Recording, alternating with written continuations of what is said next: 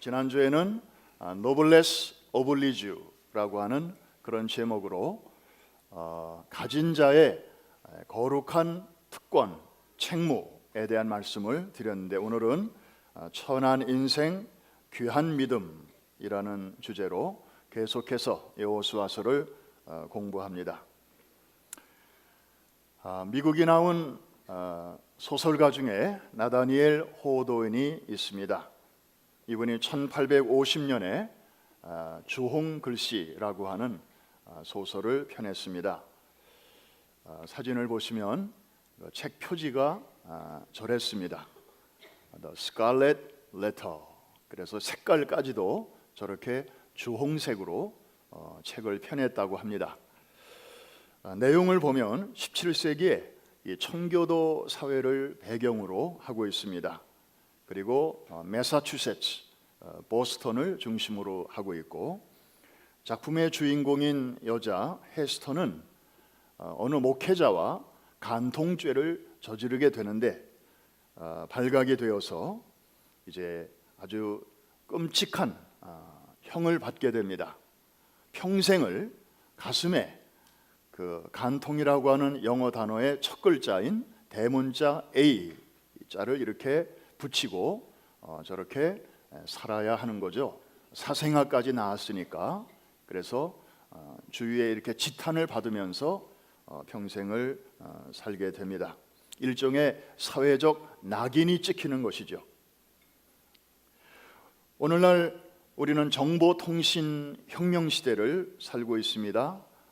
여러분들도 아시죠? 여러분에 대한 개인 정보가 여러분이 모르는 사이에 이미 많은 사람들에게 알려져 있다고 하는 것. 여러분의 생년월일부터 해서 그 다음에 여러분의 친구들, 여러분이 뭘 좋아하는지, 이런 것들이 벌써 많이 이렇게 사람들에게 알려져 있습니다. 노출이 되고 있다는 거죠. 그렇기 때문에 오늘날 우리가 살고 있는 이 시대는 과거보다도 한 번 이렇게 낙인이 찍히면 이것이 삽시간에 퍼지는 것입니다. 과거에 부정을 저질렀던 그런 사람이 그래서 새로운 삶을 시작하기가 여간 쉽지가 않습니다. 사람이 한번 문제 있는 사람으로 낙인이 찍히면 아무리 노력을 해도 세상 사람들은 좀처럼 현재의 모습으로 이렇게 잘 받아주려고 하지 않습니다. 자꾸만 과거의 모습으로 기억하려고 하는 것이죠. 소위 낙인 효과 때문입니다. 오늘 우리는 지극히 아주 천한 그런 인생이었음에도 불구하고 이것을 믿음으로 잘 극복을 해서 결국은 존귀한 믿음의 반열에 오른, 자신만이 아니라 자신의 가문까지 아주 훌륭한 믿음의 가문을 이룬 한 여인을 만나게 됩니다. 그녀의 이름은 라합입니다. 오늘 사건의 배경은 여리고죠. 여리고는 인류 최고의 도시 중에 하나입니다. 최고라고 하는 말은 가장 오래되었다 하는 말입니다. 유다 광야가 이렇게 끝나는 마지막 지점에 위치한 아주 오아시스가 많은, 물이 풍부한, 엘리사의 샘도 있고 먹을 것도 많은 그런 아주 유다 광야와 요단강 사이에 위치한 그런 도시였습니다. 교통의 요충지였습니다. 그러다 보니까 많은 사람들의 왕래가 있었고 물류의 유통이 있었고, 그리고 돈이 있는 사람들이 많이 오다 보니까 유흥업소가 많았어요. 그리고 홍등가도 자연히 많았습니다. 여러분, 오늘 성경에 보니까 라합의 직업을 기생이라고 그렇게 표현하고 있습니다. 어떤 분들은 주막집 여인 정도 되겠지, 여관집 주인 정도 되겠지, 이렇게 좀 관대하게 생각하는 분들도 계시지만, 이 라합 직업을 표현한 그 야고보서 2장을 보면 거기에 헬라어 원어로 기생을 포르네라고 적고 있습니다. 여기서 그 유명한 포르노가 왔습니다. 그래서 영어 성경에는 아까 우리 자녀가 읽어줬습니다마는 이 기생을 가리켜 prostitute, 우리말로 말하면 매춘부 혹은 창녀, 그런 뜻입니다. 다시 말해서 라합은 이 여리고 성에서 남자들을 상대로 몸을 팔아서 생계를 유지하는, 한마디로 도시의 윤락 여성이었다, 이 말입니다. 그러니 얼마나 사회적으로 이렇게 천대를 받고 심지어 가족들에게서까지 아마 멸시를 당했을 것 같습니다. 그런데 오늘 사건은 여호수아가 파송한 이스라엘의 정탐꾼 2명이 이제 여리고 성 안으로 잠입을 해서는 하필이면 바로 이 라합의 집으로 들어갔다는 것입니다. 왜 그랬을까? 왜 하필이면 여기를 선택했을까? 몇 가지 이유가 있겠습니다. 첫째로는 아까 말씀드린 대로 이 라합의 비즈니스는 많은 사람들이 왕래하는 곳입니다. 돈 있는 사람들이 쉬어가는 곳입니다. 와서 술을 한 잔 마시고 술이 들어가면 술 기운에 뭐 이런 얘기 저런 얘기 이제 막 언성을 높이면서 나누게 되죠. 그러니 정탐꾼들의 입장에서는 이 여리고성 전체의 민심을 잘 파악할 수 있는 아마 좋은 환경이었을 것입니다.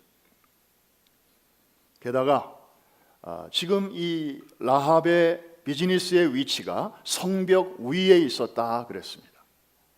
높은 곳에서 여리고성 전체를 이렇게 조망할 수 있는 그런 장점도 있었을 것입니다. 여리고 왕이 형사들을 이곳으로 급파를 했습니다. 왜냐하면 누군가가 밀고를 했기 때문입니다. 그만큼 여리고성은 정보망이 아주 탄탄했습니다.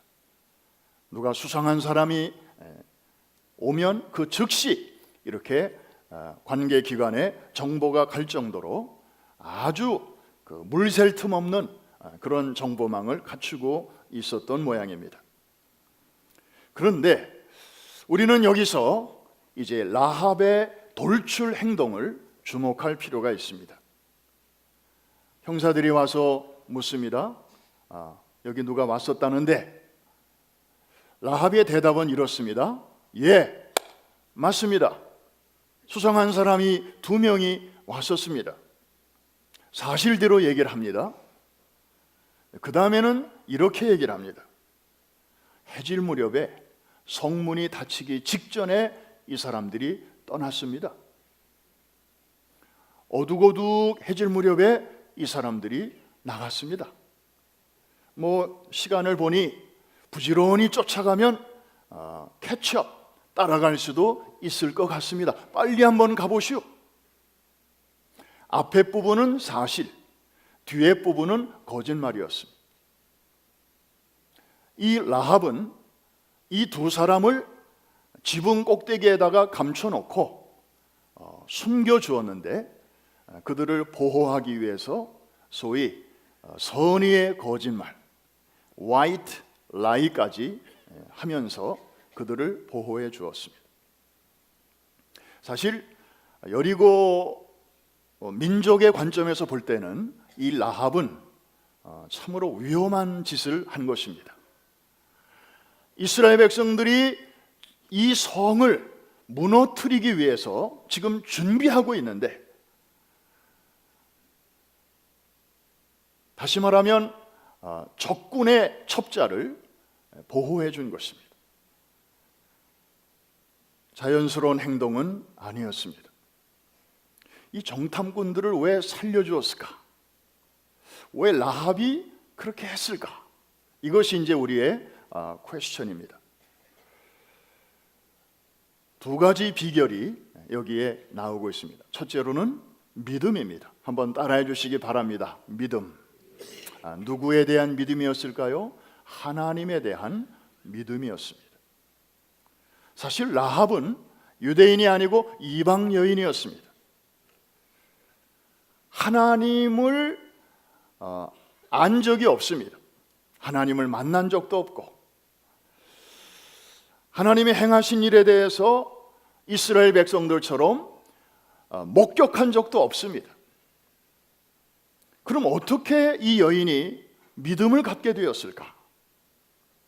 사실 여러분처럼 이렇게 매주 설교를 듣는 것도 아니고, 성경 공부 한 적도 없고, 에클레시아 더더욱 갔다 온 적이 없고, 그런데 이 믿음이 어디서부터 시작이 되었을까요? 아까 말씀드린 대로 자기 집에 수많은 손님들이 왔다가 가는데, 그들이 와서 이 말 저 말을 이제 술김에 막 쏟아 놓을 때마다 라합은 들었습니다. 소문으로 들은 것입니다. 야훼 하나님이라는 신이 있는데, 그가 자기 백성 곧 이스라엘 백성을 애굽이라고 하는 세계 최대의 제국에서 400년 동안 종노릇 하던 저 민족들을 어떻게 자유케 했는지, 10가지 재앙을 쏟아부어서 그 애굽 왕의 코를 납작하게 하고 저들을 그 무시무시한 압제에서 건져내었는지, 그리고 그들이 홍해를 어떻게 육지같이 건넜는지, 그 이야기는 그 일대에 바닥에 퍼졌습니다. 그리고 뒤늦게 추격해 오던 바로의 군대들과 마차들과 군사들을 그 동일한 홍해에서 그 여호와라고 하는 신이 어떻게 저들을 몰살시켰는지, 그래서 자기 백성은 구원해내시고 원수들은 심판하시는 그 하나님에 대한 소문을 라합은 듣고 있었던 것입니다. 그리고 광야에서 40년 동안 그 하나님이라는 신이 어떻게 자기 백성을 인도하셨는지, 그리고 가장 최근에는 이 요단 동편에 있는 아모리 족속의 두 왕 시혼과 옥, 그리고 그의 군대를 어떻게 하나님이라는 신이 전멸시켰는지, 오래된 소식 그리고 최근의 소문까지 라합은 듣고 있었던 것입니다. 오늘 본문 9절부터 11절까지가 그것을 우리에게 말해주고 있습니다. 같이 한번 보실까요? 9절은 제가 읽겠습니다. 말하되 여호와께서 이 땅을 너희에게 주신 줄을 내가 아노라. 지금 라합이 두 명의 정탐꾼에게 하는 말입니다. 우리가 너희를 심히 두려워하고 이 땅 주민들이 다 너희 앞에서 간담이 녹나니. 그러니까 이런 소문은 자기만 들은 게 아니죠. 이 여리고 성에 있는 대부분의 사람들이 이런 소문을 바람결에 다 듣고 있었다는 이 말입니다. 그래서 생각이 있는 사람은 간담이 지금 서늘해 있다 이 말입니다. 자, 10절 말씀은 다 같이 시작.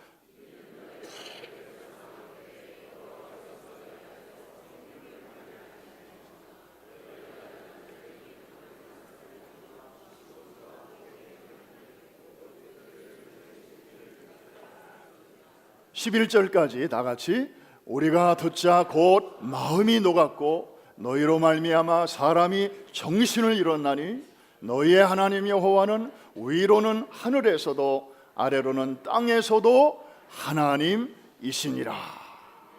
와, 참으로 놀라운 신앙 고백이 저 이방 여인, 직업으로 말하면 그런 직업을 가진 아주 천한 신분을 가진 여인의 입에서 저런 위대한 고백이 지금 터져 나오는데, 그 비결은 바로 10절 끄트머리에 있는 한 단어입니다. 10절 다시 한번 보여주실까요? 저 끄트머리 빨간 글씨만 한번 따라해 주십시오. 들었음이니라. 어떻게 했다고요? 들었음이니라. 여러분 뭐 생각나는 귀절 없습니까? 믿음은 들음에서 오는 것입니다. 할렐루야. 그래서 아기가 태어나면, 우리 어제 첫돌 지난 빈센트도 왔습니다마는, 아기가 엄마 뱃속에서 나오자마자 제일 먼저 열리는 감각이, 저는 후각인 줄 알았어요. 그래서 엄마 냄새를 알고, 그래서 엄마 품을 그리워하고, 그래서 편한 줄 알았는데 의사 선생님들의 말씀 들어보니까 여기가 제일 먼저 열린대요. 사실 그러고 보니까 엄마 뱃속에 있을 때부터 이 아이는 엄마의 심장의 고동 소리를 듣고 있는 것입니다. 태어나기도 전에. 그래서 태어나서도 이게 제일 먼저 열리는 거예요. 그리고 연세 많으신 분들이 이 세상을 떠날 때에도 가장 최후로까지 열려 있다가 가장 마지막에 닫히는 것도 이 청각이라고 합니다. 그래서 의사들이 이렇게 순회 진료를 하다가 이분은 오늘 넘기기 힘들겠다고, 이미 의학적으로는 끝났으니까 자기들끼리 오늘 넘기기 힘들겠구만 라고 얘기를 했는데, 이 환자가 나중에 기적적으로 깨어났어요. 그래가지고 젊은 의사를 막 야단쳤다는 거 아닙니까? 내가 죽은 줄로 알고 막 그런 말을 했지? 그래서 우리 목회팀들이 신방을 가면요, 의사들은 뭐 그냥 이렇게 비관적으로 얘기를 해도 끝까지 우리가 찬송 부르고, 그리고 귀에다가 하나님의 약속의 말씀을 크게 읽어주고 선포하고, 그리고 기도하는 것은, 하나님께서 창조주가 우리를 몸을 그렇게 만드셨어요. 그래서 한 사람이라도 더 복음을 듣고 구원에 이르기를 원하시는 아버지의 마음이 이런 배려로 나타나게 된 줄로 믿습니다. 이 라합은요, 이 소문을 계속 들으면서 어느새 믿음이 생긴 것입니다. 사랑하는 성도 여러분, 여러분도 오늘 많은 말씀을 들으면서 사시죠. 그래서 우리가 예배가 왜 중요합니까?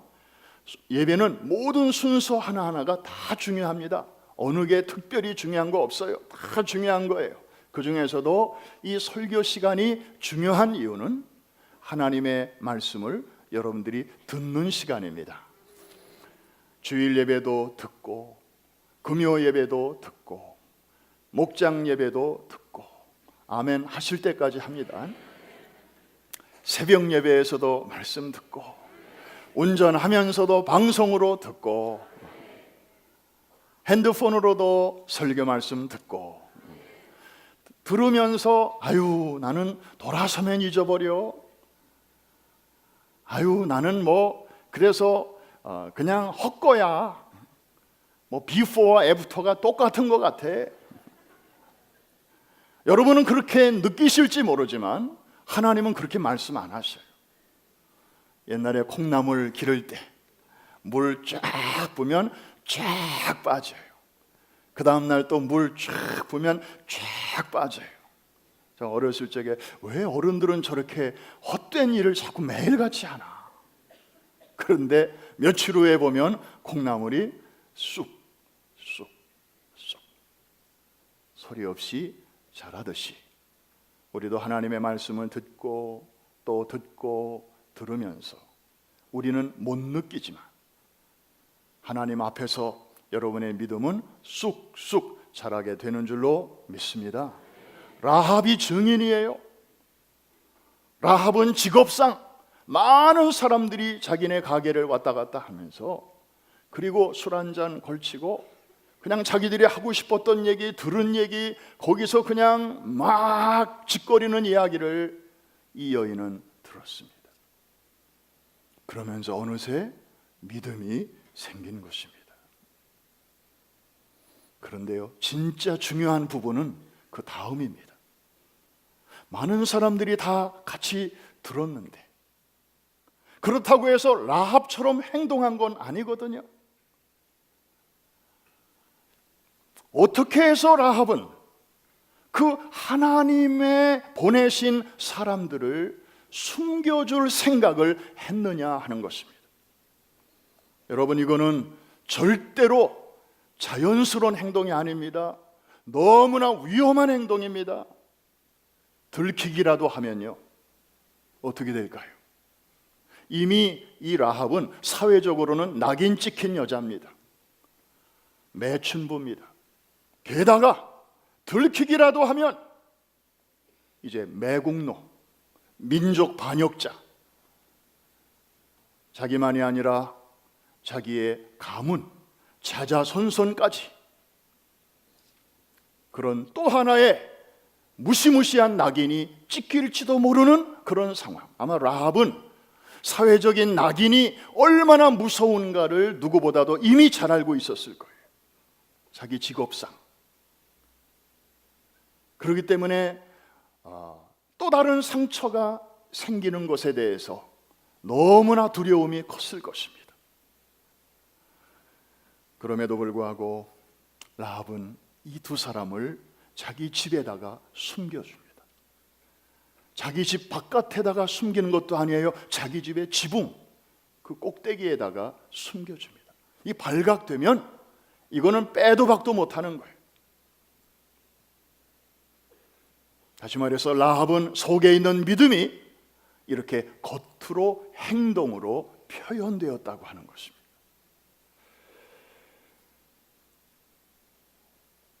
그 결과 성경에는 라합이 두 군데에서 동시에 소개되고 있는 유일한 사람으로 등장하고 있는데요, 첫째는 히브리서 11장입니다. 믿음장으로 알려진 것이죠.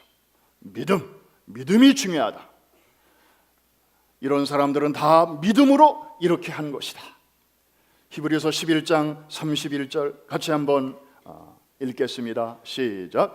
믿음으로 기생 정탐꾼을 평안히 영접하였으므로 순종하지 아니한 자와 함께 멸망하지 아니하였도다. 정탐꾼을 잘 영접하고 숨겨주고 보호해 주므로 나중에 여리고성이 멸망할 때 다른 사람들은 다 망했지만 라합과 그의 가족들은 보호를 받은 것이죠. 이런 일이 무엇으로 가능했다고요? 믿음으로입니다. 한번 따라 하십시다. 믿음으로. 믿음이 중요한 거예요. 그런데 성경 야고보서를 보면 믿음이 있다고들 말을 하면서 행함이 따르지 아니하면 그거는 이상한 믿음, 건강하지 않은 믿음, 죽은 믿음이다. 그러면서 믿음의 또 다른 얼굴인 행함에 대해서 말씀하고 있는데, 아까 히브리서 11장에서 보였던 믿음의 사람들은 야고보서에는 안 나와요. 그 사람들 다 어디 갔습니까? 야고보서에도 나와야 될 거 아니에요. 안 나와요. 딱 한 사람, 히브리서 11장에 나왔던 사람 중에 딱 한 사람 야고보서에 나옵니다. 우리 2장 25절, 26절 두 절 같이 한번 읽겠습니다. 시작. 또 이와 같이 기생 라합이 사자들을 접대하여 다른 길로 나가게 할 때에 행함으로 의롭다 하심을 받은 것이 아니냐. 영혼 없는 몸이 죽은 것 같이 행함이 없는 믿음은 죽은 것이니라. 저는 깜짝 놀랐습니다. Only 라합, 이 한 여인, 여기도 나오고 저기도 나와요. 온전한 믿음, 온전한 행함. Beautiful balance. 그 모델로 하나님은 라합을 선택하셨습니다. 우리 모두에게 이 은혜가 있기를 주의 이름으로 축원합니다. 지극히 천한 신분이었지만 라합의 믿음은 그 누구에 뒤지지 않는 참 온전한 믿음을 소유한 여인이었습니다. 행함으로 표현되는 믿음이었습니다. 사람들의 마음속에는 다 있어요. 그런데 이게 표현되는 게 쉽지 않다는 것입니다. 막상 나의 일로 이걸 받아들이는 것은 또 다른 이야기라는 거죠. 뭐 나야가라 폭포 얘기도 다 그런 얘기 아니겠어요? 옛날에 실제로 있었다고 그러잖아요. 나야가라 폭포에 밧줄을 해놓고 장대를 하나 들고 왔다 갔다 한 사람의 이야기. 그래서 그때 사람들이 그걸 보고 박수를 치고 환호를 했습니다. 어떻게 사람이 저런 걸 할 수 있냐? 그랬더니 이 사람이 또 제안을 했대잖아요. 여러분, 이번에는 제가 아이를 안고 한번 갔다 오겠습니다. 그랬더니 사람들이 아까보다 더 큰 박수를 막 치는 거예요. 그때 부모들이 애들하고 휴가차 나야가라 폭포에 막 왔었는데, 그래서 이 사람이 제안을 합니다. 그러면 여러분 중에 아이 하나 좀 보내주시죠. No, 우리 애는 안 돼요. 남의 이야기라고 할 때는 다 그렇게 할 수 있으리라고 환호를 보내고 그렇게 해보라고. Not my child.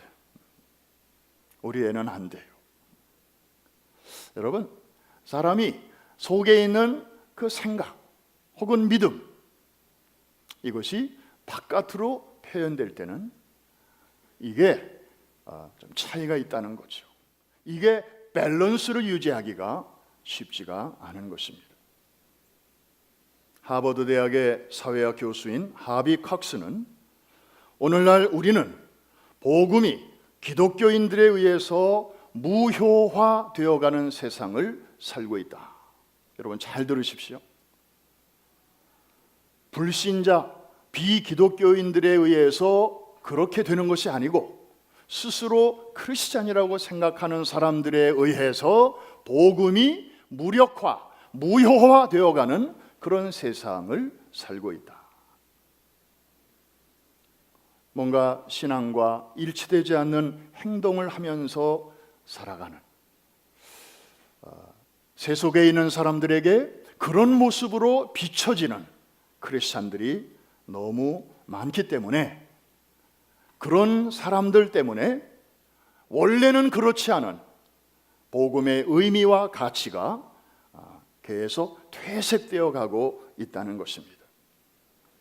정말 우리는 쉽지 않은 시대를 살아가고 있습니다. 많이 알고 있는 것으로 믿음이 증명되는 시대가 아니라, 하나님이 정말 원하시는 사람은 작게 알고 있을지라도 그 믿음대로 사는 사람, 하나님께서 찾으시는 한 사람인 줄로 믿습니다. 세상이 원하는, 만나보고 싶어하는 바로 그 한 사람인 줄로 믿습니다. 말씀을 마치면서 영화 The Sound of Music의 공동 작사 작곡자인 오스카 해머슈타인 2세는 이런 말을 남겼습니다. 한번 영어 원문을 보시면, 종은 누군가가 그것을 울리기 전까지는 종이 아직 아니다. 그리고 노래도 누군가가 그것을 부르기 전까지는 아직 노래가 아니다. 사랑도 당신이 그것을 누군가에게 표현하고 베풀기 전까지는 진정한 사랑이 아니다. 우리는 여기에 오늘 하나를 더해 봅니다. 믿음은, 그 다음에는 여러분이 한번 속으로 해보시죠. 믿음은, 속으로,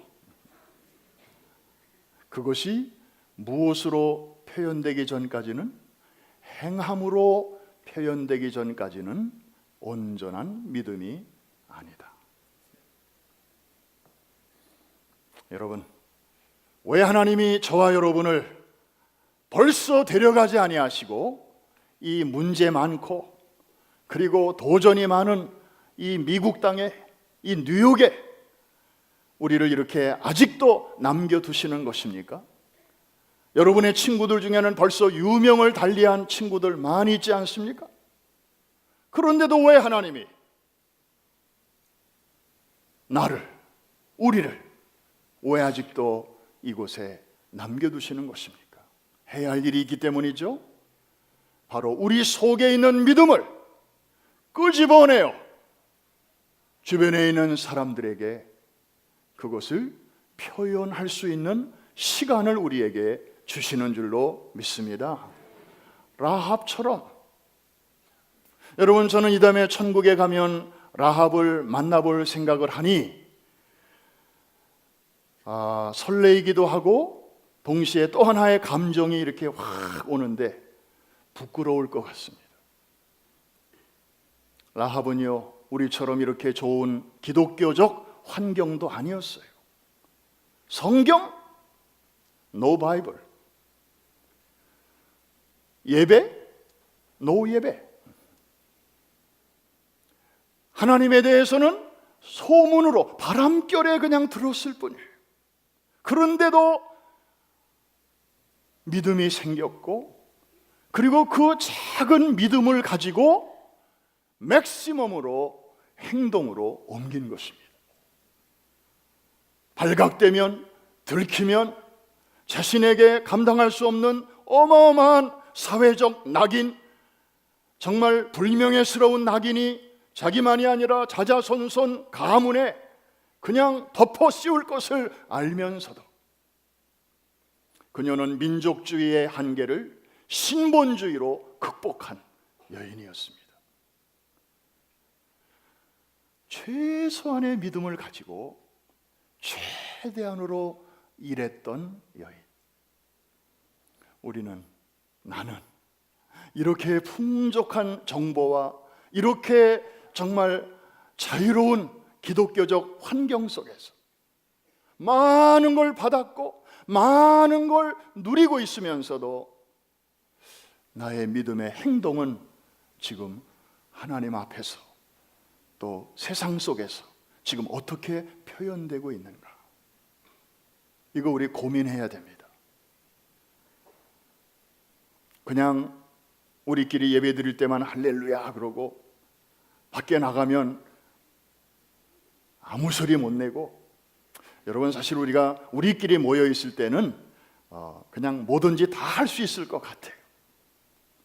약간의 거품 효과도 있다고 봐야 돼요. 다들 하니까 나도 그냥 주여 하고, 다들 찬송 부르니까 나도 그냥 찬송 부르고.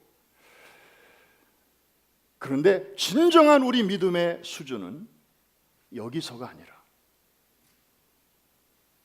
예배 드리고 바깥에 나갔을 때, 믿지 않는 자들과 섞여 있을 때, 거기서 드러나는 여러분의 말과 행동이 여러분의 진정한 믿음의 수준이라는 사실을 기억하시기를 바랍니다. 표현되어야 합니다. 그러기 전까지는 온전한 믿음이 아닙니다. 불러줘야 노래이고, 울려줘야 정이고, 베풀어줘야 사랑이듯이 우리 부모들이 자식 다 사랑합니다. 그런데 우리 어른들은 잘 표현을 안 해요.